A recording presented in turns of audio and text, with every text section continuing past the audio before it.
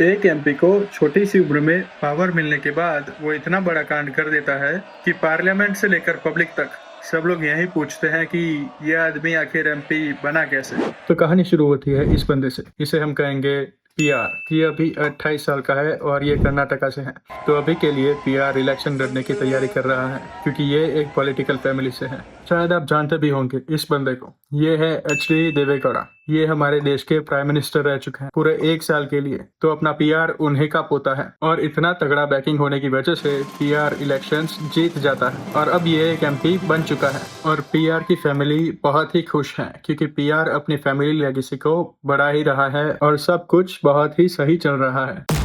लेकिन ये बंदा पीआर का ड्राइवर है, इसका नाम है कार्तिक और ये पीआर का फैमिली ड्राइवर है जो इसके पापा के साथ भी था और अब एमपी बनने के बाद वो पीआर के साथ ही रहता है। ये पीआर की फैमिली का बहुत ही ज्यादा ट्रस्टेड आदमी है, जैसे कि पीआर के कहने पर ये कोई भी काम कर सकता था और इसके पास पीआर के फोन और लैपटॉप का एक्सेस भी रहता था। और कार्तिक इतना भरोसेमंद आदमी था पीआर का कि वो कार्तिक के नाम पर अपने बेनामी जमीनें भी खरीदता रहता था और वहीं से प्रॉब्लम शुरू होती है। तो एक बार पीआर अपने ड्राइवर कार्तिक के नाम पर 16 एकड़ की एक जमीन लेता है जो कि वो काफी बार कर चुका था पहले बिना किसी प्रॉब्लम के, लेकिन इस बार वो 16 एकड़ जमीन कार्तिक अपने पास रख लेना चाह रहा था। तो जब पीआर कार्तिक को कहता है जमीन बेचने के लिए तो कार्तिक शुरू में तो कई दिनों तक पीआर को घुमाता ही रहता है और जब बात बहुत आगे बढ़ जाती है तब कार्तिक 2023 में नौकरी छोड़ देता है। लेकिन उसके बाद भी कार्तिक को धमकियां मिलती ही रहती है, लेकिन फिर भी कार्तिक वो जमीन वापस नहीं करना चाहता था। तो फिर वो कोर्ट में केस कर देता है पीआर के खिलाफ और वो कोर्ट में ये भी बताता है कि पीआर ने उसे किडनैप करवाने की भी एक बार कोशिश की हुई थी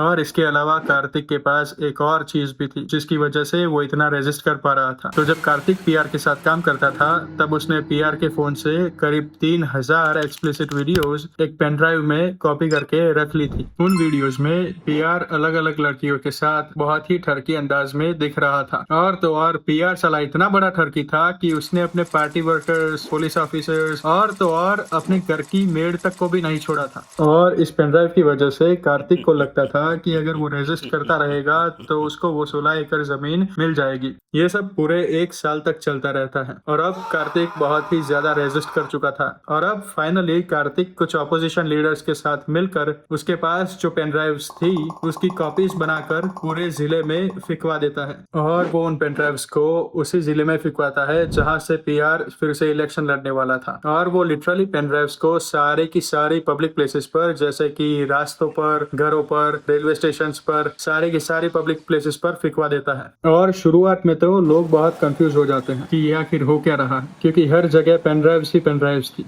और फिर कुछ लोग उस पेनड्राइव को लगा कर देखते हैं और फिर देखते ही उन लोगों की आंखें ही बाहर आ जाती है क्योंकि उन लोगों को मिलते हैं करीब 3000 एक्सप्लिसिट वीडियोस जिसमें उन्हीं के एरिया के एमपी यानी हमारे पीआर खुद ही लीड रोल में दिख रहे हैं। और तो और मेजॉरिटी वीडियोस पीआर ने खुद ही अपने हाथों से शूट किए हुए हैं। उन वीडियोस में माइनर से लेकर 65 साल की महिलाएं तक थी और तो और इन पेनड्राइव्स की वीडियोस में उनका फेस तक साफ साफ दिख रहा था, यानी उन लड़कियों की और उन औरतों की आइडेंटिटीज बिना उन्हें पूछे या बताए रिवील कर दी गई पूरे देश के सामने। और देखते ही देखते ये मुद्दा इतना बड़ा हो गया कि पीएम मोदी ने भी इस पर बयान दिया था। मेरा साफ मत है कि ऐसे अत्याचारियों को जरा भी बख्शा नहीं जाना चाहिए।